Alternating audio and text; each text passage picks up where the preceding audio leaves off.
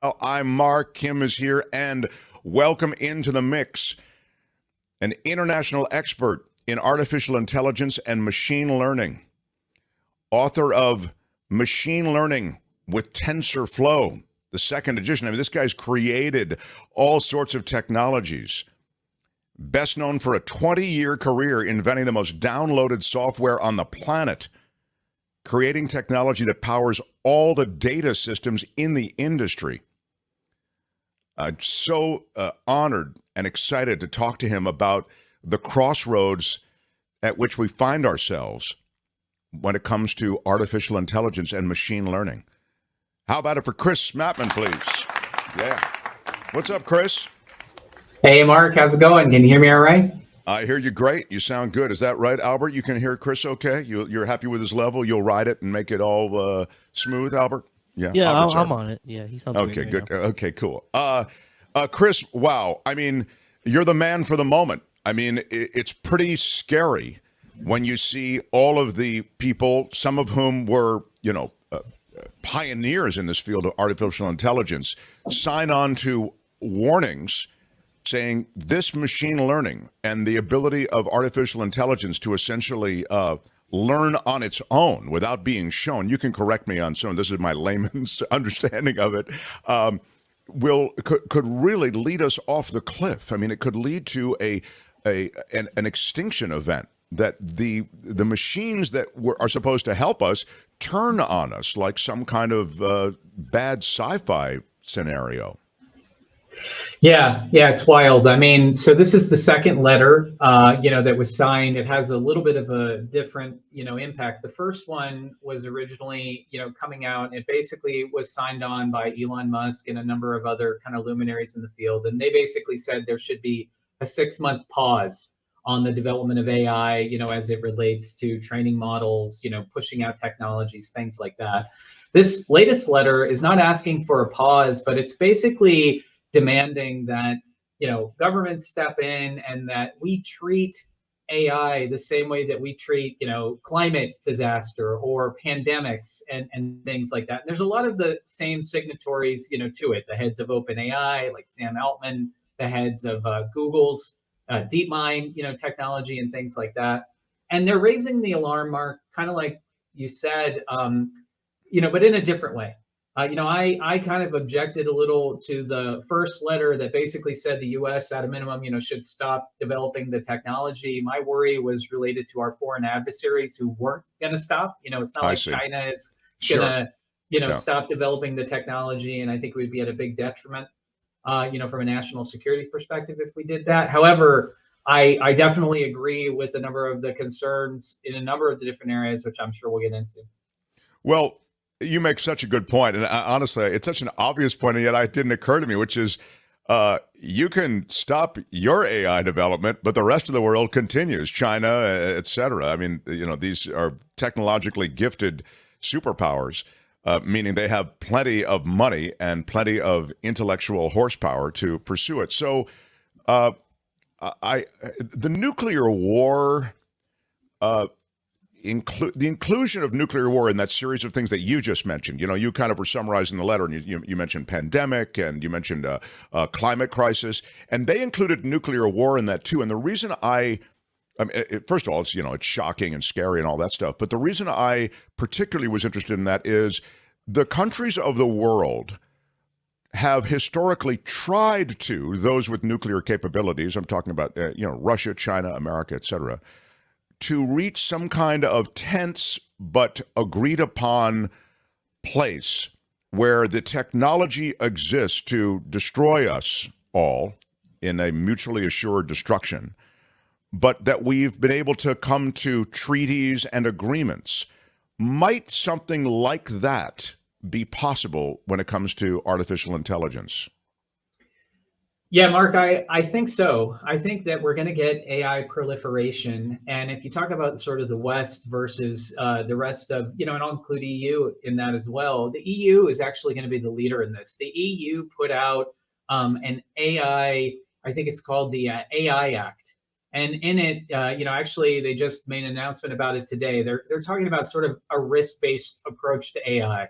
And they're talking about ethics, and they're talking about when you should use things like facial recognition, how you should eliminate bias from the way that we train our models. In other words, there are problems with some of the early computer vision smart cars was that they had never been trained on data of someone, say, in a wheelchair. So they didn't understand what to do when they saw that. So we want the training data to be, not necessarily free, but as free as possible from bias, as possible. We want, when they make a prediction, to say what the level of confidence in that prediction is, not just whether it's going to rain tomorrow or not, but what's the confidence in it? Because you might not understand that the best choice might be that it's going to rain tomorrow, but the confidence was only 15%, and everything beyond that is like 7%. Sure, it's the best choice, but it was only 15% confidence. So we need to report the confidence when these models make predictions, as well. So the EU, because of their various data privacy laws and some of getting ahead of some of the things that go into technology and data, which are the things that feed AI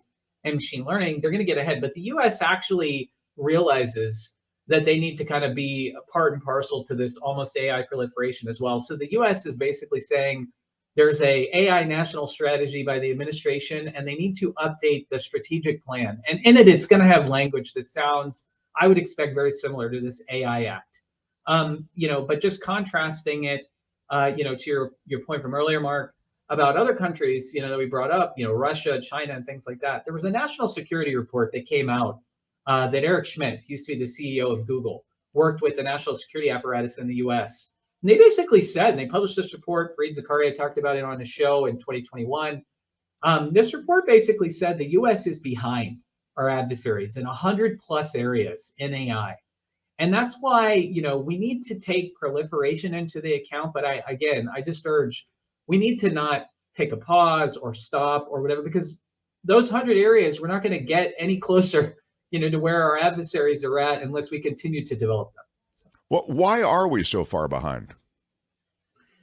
Yeah. So a lot of the reason kind of related to that is some of our, foreign adversaries don't take the same ethical approach that we do. For instance, China has no problem with using biometric data. They use it everywhere, and, they've had apps like Elon wants to build here with Twitter, where, these sort of universal apps that include biometrics, that include surveillance, computer vision, facial identification. So all of the things that slow us down and that are good ethically, some of our adversaries don't use. So they have more training data, more understanding of what to do, when predictions happen, more understanding on how the population reacts. And so that in and of itself, suggests to us, since AI is so data hungry, it's so dependent, on the way that it makes its predictions. It's so dependent too on the impacts of it. Like just imagine, the upskilling. Not a lot of people talk about the upskilling, but it's like, okay, AI is here tomorrow. We have the Ford. All of a sudden, our horses and buggies gone? I don't think the answer is yes to that. And actually, if you look at the history, horses and buggies remain for a number of years, almost a decade, beyond when we had cars. And the reason for that is we need to provide landing spots, and almost soft landings for the skills that are required, and I hate it when people say, learn to code, or, all of the truckers, where their jobs are going to be replaced, in the Midwest, driving very treacherous routes in the, overnight, 18-hour shifts and stuff, where having AI do that would be really important. The answer isn't to tell them to learn to code. It's to give them another very, important and meaningful job and get that subject matter expert knowledge out. China's ahead, Russia's ahead on that. We need to catch up. On the ability of AI to surpass human level understanding, and certainly to surpass human level performance in a lot of ways, that's a foregone conclusion, right? I mean, it's simply impossible for a doctor or medical clinician or a diagnostician of any kind, or a lawyer or a legal analyst, to take in the kind of data that a universe of data that AI can take in. So you can see, just looking in, that this is an extremely powerful weapon for good, right? I mean, those could be, but those same qualities, I suppose, kind of what I was saying at the beginning of this conversation, can be used to defeat the human hosts, to put it that way. Yeah, absolutely. And not to mention the repeatability of tasks. Humans get bored doing the same thing over and over again, but the machines do not. And so, whereas that radiologist who continuously is looking at, CT scans and trying to figure out whether there's a nodule or not, studies basically show that those people that are fresh when they enter the job and they're doing it either in their daily schedule and they do it early on, they're going to be more accurate than if you put them on a 12, 16-hour shift. However, that's not true, necessarily for the AI. And it's going to do repeatable tasks more accurately and things like that. The other challenge, kind of related to this is you mentioned too, better than human or better performance, Mark.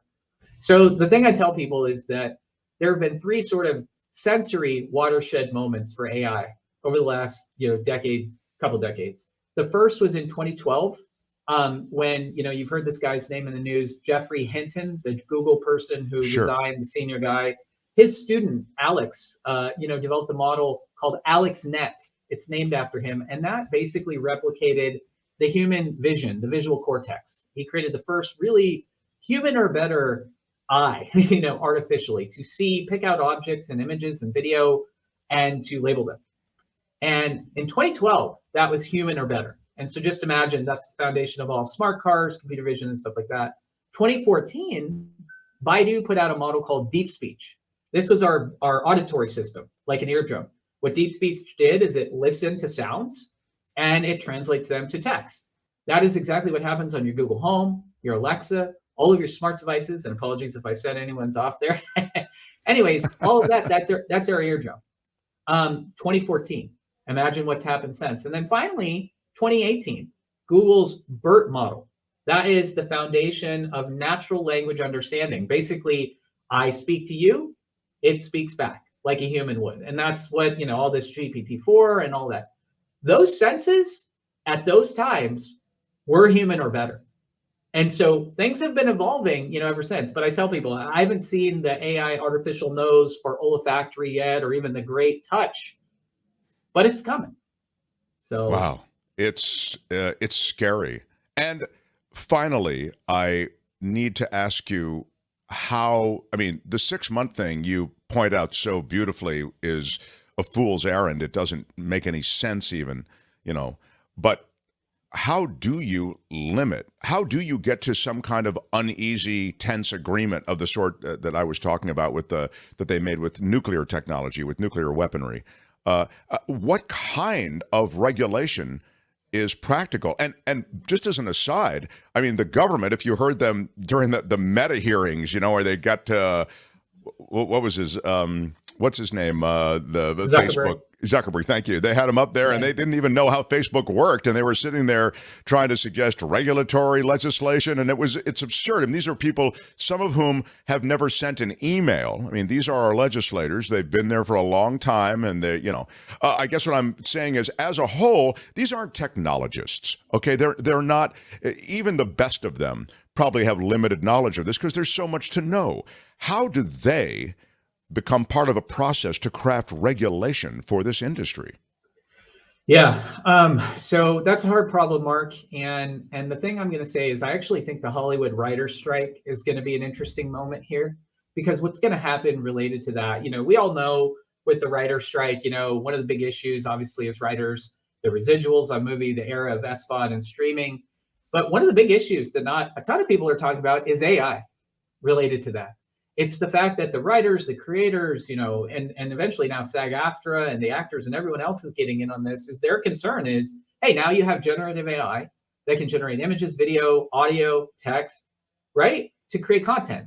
And so I think if you look at big corporations agreements that are going to kind of drive some of the concerns about AI and maybe be out of government, but be a framework the government can look at, I would watch that space.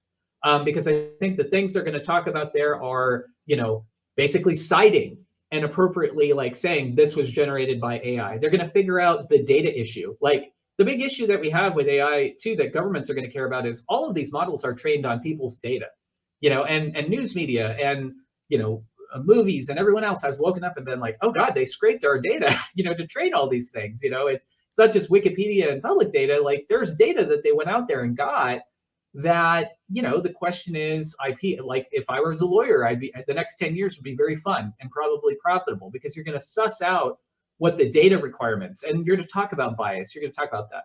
And then you're going to talk about what the data, how the AI is used and integrated. And that's going to deal with upskilling. What do all the writers do?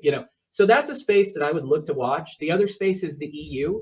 The EU has a history with data laws recently, like GDPR or whatever, of being kind of like a place that's willing to take a stronger stance in some cases, than the US, and then to get feedback. But watch the US follow. I think the EU AI Act, I think the Hollywood writers' strike, and what happens with the negotiate, those are going to be two models we're going to deeply look at. And then from there, related to, like you said, our adversaries, what's going to happen, related to that is that our adversaries are also driven economically. And so I think that writer's strike deal, given, the influence of East Asia and China in the movies right now, is going to be a big deal as well. And they're going to watch the economics of that and how that drives potentially them to the table. It's so interesting. That's a great little summary as well as strategy for watching regulation as it emerges. I think you're right. Profit motive, what's happening overseas, what deal is made with the WGA. Very good stuff, Chris.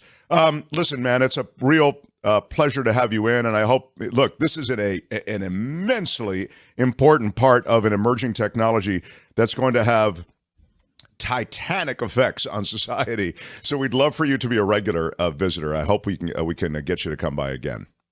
I'd love to come back, and thanks for having me on, Mark. I really appreciate it. Anytime. Chris Mattmann, everybody. Thanks, Chris. Hi, it's Mark, and I thought that was great. Hit the notification bell. You'll know whenever there's a new video being dropped, and please subscribe to our channel to help us save the universe.